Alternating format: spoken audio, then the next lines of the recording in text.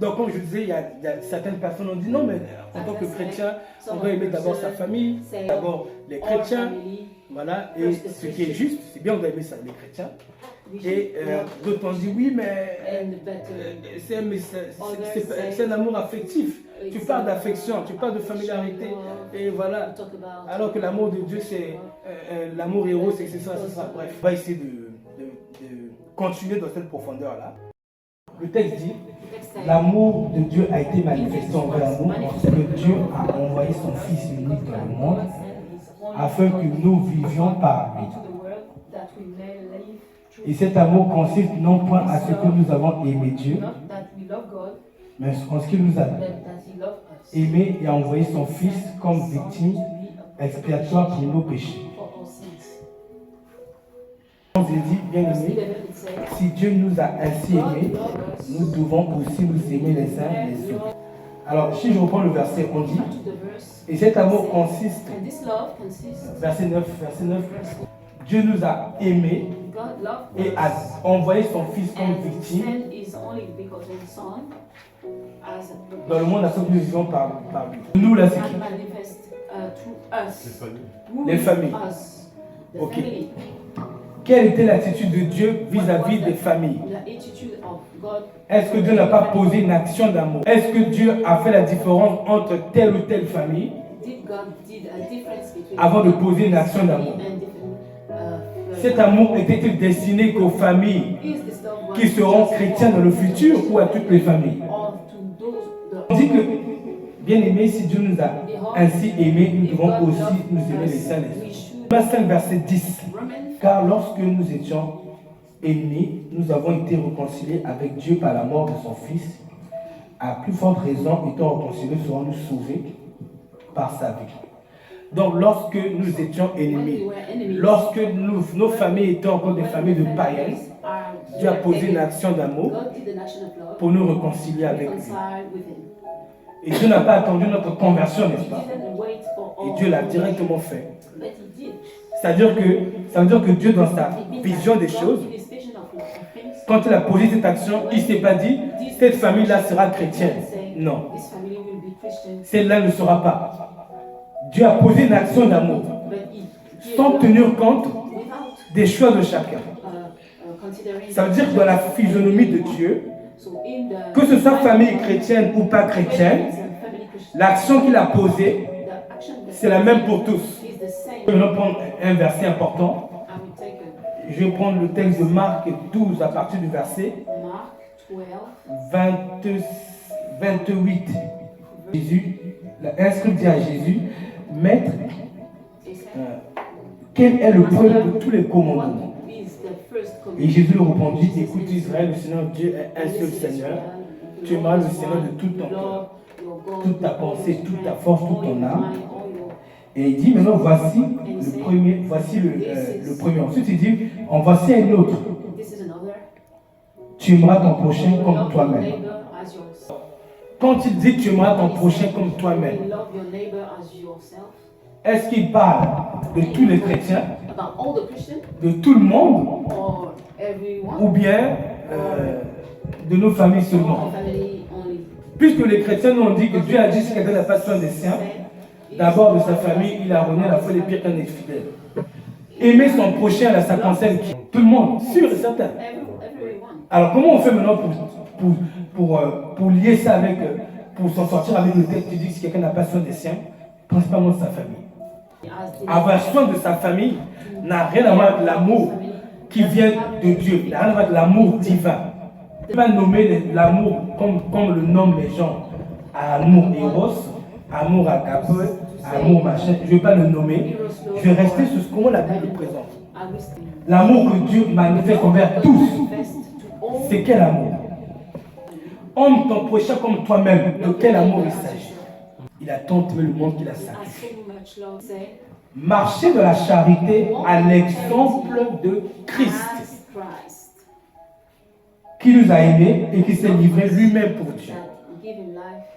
Marchons dans la charité à l'exemple de Christ, ce qui veut dire que toute famille qui a été aimée par Christ est celle que nous devons aimer.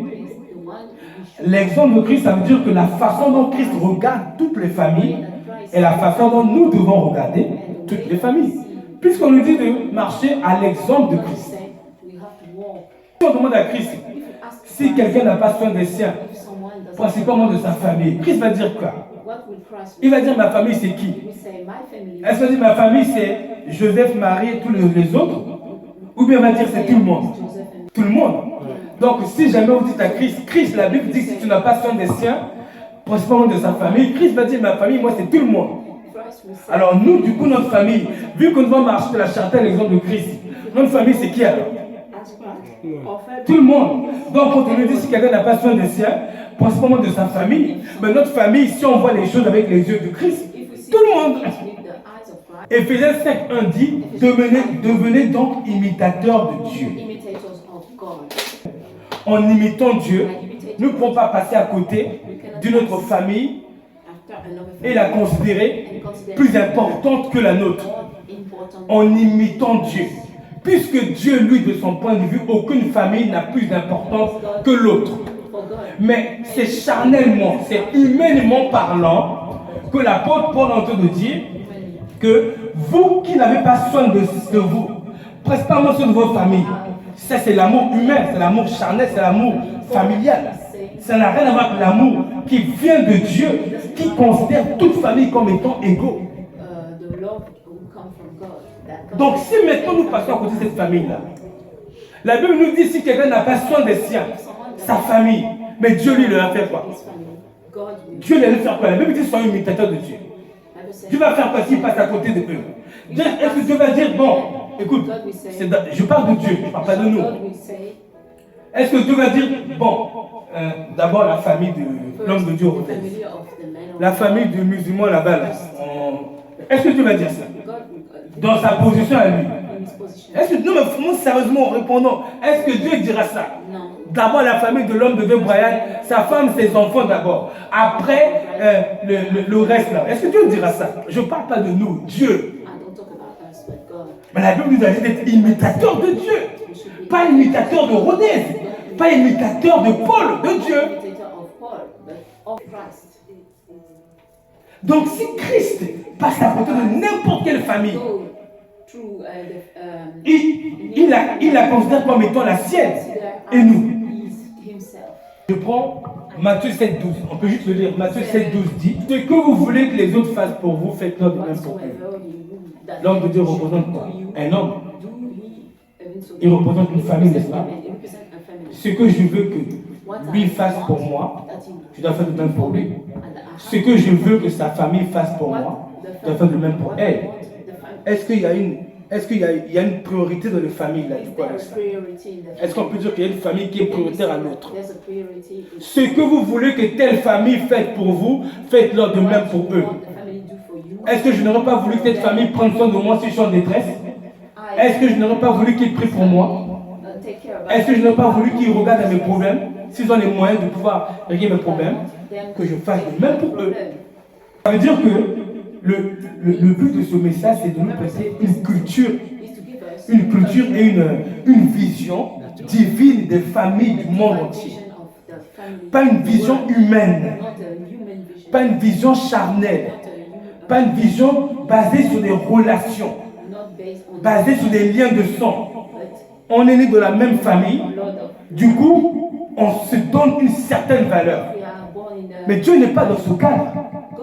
Ça, c'est la façon humaine de ramener les gens à l'amour. Mais la façon de Dieu à lui, si on se met dans sa dimension, toute famille a la même importance. Aime ton prochain comme toi-même. Eux, je ne les connais pas, c'est une autre famille que je ne connais pas. La Bible me dit aime ton prochain comme toi-même. Est-ce que la Bible me dit aime ton prochain comme tu aimes ta famille? C'est pas ce qu'il dit. Et Jésus avait dit c'est le cœur de la loi. On lui a demandé, mais quel est le premier de tous les commandements? Il a dit. Et après il a dit, il y en a un autre second qui n'est pas moins important, tu aimeras ton prochain comme toi-même. Est-ce que la Bible me dit ici que je dois aimer ma famille, les aimer? C'est-à-dire que je dois aimer mon prochain comme toi-même, oui. Est-ce que eux, ce n'est pas mon prochain? Est-ce que je suis censé les aimer en leur donnant une importance moindre que celle de ma famille? Non. Pourquoi je ferais ça? Alors que Dieu me dit, aime ton prochain. Aime cette famille comme toi-même. Ok. On dit, comment tu t'aimes? Tu te donnes de l'affection. Tu te donnes de l'amour. Tu te donnes de la tendresse. Alors, est-ce que je ne dois pas aimer affectivement cette famille? Tendrement cette famille? Aime-le comme tu t'aimes toi-même. La Bible me dit, aime ton prochain comme toi-même. Aime cette famille comme toi-même. La même façon que je me traite, je me valorise. La même tendresse que je me donne, la même valeur que je me donne, la Bible me dit elle doit être équivalente à celle que je donne à mon prochain qui est l'image de cette famille. Ça, c'est le cœur de la loi. Ce que notre grand frère serviteur de Dieu Paul a dit, que nous devons nous aimer, nous devons faire le bien avec tous, principalement avec les croyants. Ça, ce n'est pas le cœur de la loi. Ça, c'est un précepte qui sort de la loi. Le cœur de la loi, c'est tu aimeras ton prochain comme toi-même. Ton prochain n'a pas dit croyant ou pas croyant. Ça, c'est le cœur de la loi. La question maintenant, c'est est-ce que nous sommes prêts à aimer les autres familles comme on s'aime nous-mêmes? Est-ce qu'on veut imiter Dieu au point de donner aux autres familles la même importance? Dont aimer le monde qu'il a donné, son fils. Ok. La question c'est ceci. Est-ce que Dieu a aimé le monde affectivement? Est-ce que Dieu a aimé le monde amoureusement? Ou est-ce que Dieu a simplement aimé le monde? Affection, c'est un sentiment d'amitié, de tendresse pour quelqu'un. C'est le dictionnaire. Sentiment d'amitié, de tendresse pour une autre personne. Et d'après le dictionnaire, l'amour est l'expression d'affection sous une forme plus intense. On peut le prendre dans le dictionnaire.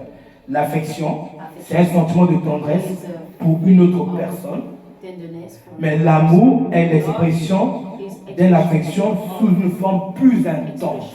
Donc, quand la Bible dit que Dieu a tant aimé, on parle le texte, tant aimé. Comment vous comprenez tant aimé? Beaucoup. Énormément. Profondément. Passionnellement. Amoureusement. Dieu a tant aimé qui est le monde. Le monde, c'est qui? Les familles. Bon, puisque la Bible dit c'est tous imitateurs de Dieu. Comment on va faire nous? Est-ce qu'on ne va pas tant aimer les familles? Ou on va souvent aimer notre famille? Marcher dans la charité à l'exemple de Christ. Donc la Bible nous appelle à aimer, je dirais ardemment, profondément, tendrement, si je peux dire, c'est quoi le terme que vous avez dit? Énormément, le monde, donc les autres familles. Les autres familles. Et ça, c'est le cœur de la loi. Et le texte est clair. Et la Bible nous dit ceci quoi. Elle dit, ne devez rien à personne si ce n'est de vous aimer. Ne devez rien à aucune autre famille du monde si ce n'est de vous aimer. Est-ce qu'avec ce texte-là, la Bible ne renvoie pas vers un amour universel? C'est un amour pour tous. Donc pour toute famille, ne devez rien à personne. Autrement dit, dans le texte de Romains 4, verset 8, Paul est en train de dire que nous tous, nous devons à toutes les autres familles de l'amour. Dieu a tant aimé le monde dont on met les familles musulmanes, familles païennes, les jeunes avec leur motocross, les gangsters en Haïti, au Brésil, les méchants. Dieu a tant aimé les familles d'Al Capone, les familles des gens qui sont des tueurs en série, des mafios. Dieu a tant aimé. Bon, et la Bible nous a dit, soyez tous imitateurs de Dieu. Donc nous leur devons de l'amour. Donc ça veut dire que, est-ce que nous sommes parfaitement dans l'amour de Dieu si notre amour ne se tourne que vers notre famille? Est-ce que nous sommes parfaitement dans l'amour de Dieu si notre cœur ne bat pas pour les autres familles comme la nôtre? Je dis bien, notre modèle, notre baromètre, c'est Dieu.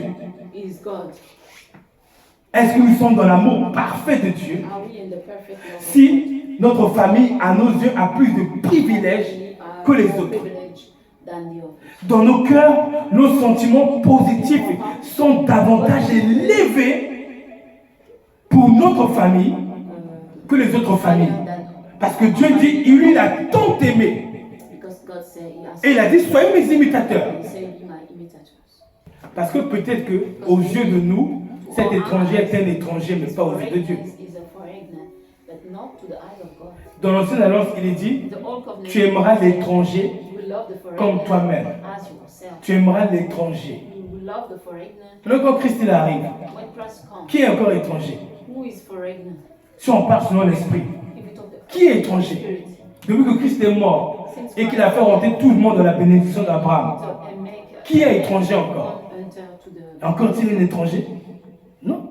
L'étranger, c'était ceux qui n'étaient pas dans la l'œuvre d'Abraham. Mais la mort de Christ introduit tout le monde. Juste si on s'arrête sur Jean 3,16, Romains 13,8, qui nous dit que Dieu a tant aimé. Dans ce temps, il n'y a pas besoin d'être, comment on dit ça, un théologien en grec, tout ça, pour comprendre que ce temps d'aimer-là, c'est un amour profond, affectif, c'est un amour dévoué, c'est un amour passionnel, c'est un grand amour. Et il n'y a pas d'amour plus profond que celui que Jean 3,16 dit. Ça n'existe pas. Et puisque Dieu nous appelle à l'imiter, alors nous devons aimer de la plus grande des façons le monde, les autres familles. Même si, à nos yeux physiques, ils sont comme des étrangers d'apparence, mais dans l'esprit, nous sommes tous des esprits. Dans l'esprit, ce sont nos familles. Maintenant, par la grâce de Dieu, le but de ce message, c'est de nous amener à ce que quand nous marchons dans les rues, quand on voit quelqu'un qui ne nous est pas familier, ben de l'intégrer en nous. De dire non, lui aussi Christ est mort pour lui. Lui aussi Jésus l'aime. Lui aussi a de la valeur. Donc sa mère aussi a de la valeur. Son père aussi a de la valeur. Ses soeurs, ses enfants aussi de la valeur. Et tout le monde a une valeur. Tout le monde a une autre valeur différente. C'est sûr que c'est une dimension. C'est sûr que c'est une dimension. C'est une dimension dans laquelle on va dire que on n'y est pas. Mais pour autant, c'est celle dans laquelle Dieu est. Il aime tout le monde de la même façon. Et il aime toute famille de la même façon. Et c'est une dimension dans laquelle Dieu nous invite, nous, afin que lorsque Dieu ramènera des familles autour de nous, que nous apprenons à les regarder comme étant notre propre famille. Soit on les regarde comme étant notre propre famille, sur la base de la foi en Jésus parce qu'ils sont chrétiens. On va dire comme ils sont chrétiens, c'est notre famille. Ou bien, on va dire, puisque Dieu les a ainsi aimés, voilà, c'est ainsi que nous devons aussi nous aimer les uns les autres. Soit c'est la foi qui nous amène à les valoriser, ça c'est les chrétiens, soit c'est seulement la vision du cœur de Dieu. Si Dieu nous a ainsi aimés, nous devons aussi nous aimer les uns les autres. Okay. Donc, l'homme Dieu a dit, certains chrétiens disent que le prochain, c'est pas tout le monde, c'est les chrétiens. Maintenant, Jésus le répond dans Jean 3,16. Quand il dit que Dieu a tant aimé le monde qu'il a donné. Et du coup, dans le monde, il n'y a pas que les chrétiens. Tout le monde. Maintenant, qu'est-ce que Dieu a donné? Est-ce que Dieu n'a pas donné sa propre vie? Sa propre vie pour le monde, n'est-ce pas? Donc pour tous les païens. Qu'est-ce que quelqu'un peut faire à une personne plus que ça? Qu'est-ce que quelqu'un peut donner de mieux à une personne que donner sa vie? Jésus a dit, il n'a pas de plus grand amour que de donner sa vie pour ses amis, n'est-ce pas? Non. Alors, du coup, cette vie qu'il a donnée, est-ce qu'il a donné, la question, à tout le monde, à tous les païens, toutes les familles, ou juste aux chrétiens? Si on dit que c'est à tout le monde, je te laisse parler. Si on dit qu'il a donné ça à tout le monde, il a donné sa propre vie, alors, puisque la Bible dit, aimez-vous dans l'exemple de Christ dans la charité, nous devons aussi donner à tout le monde le même amour. Donc le prochain, la personne avec ça, le prochain ne peut pas être que les chrétiens, puisque Dieu donne le meilleur de lui-même à tous. Et c'est ça le cœur de la loi. C'est ça le cœur de l'évangile. Autrement dit, je disais, l'amour que nous devons aux autres familles doit être similaire à l'amour que Dieu a donné à toutes les familles. Et Dieu lui a donné sa vie. Sa vie. Maintenant, la question c'est soit les chrétiens se convertissent vraiment, ou soit ils se convertissent qu'à moitié, et leur amour est humanisé, tandis que l'amour de Dieu, selon la parole de Dieu, n'est pas un amour humain, c'est un amour divin, c'est un amour spirituel qui touche toutes les dimensions, tous les êtres, et toute famille et toute personne.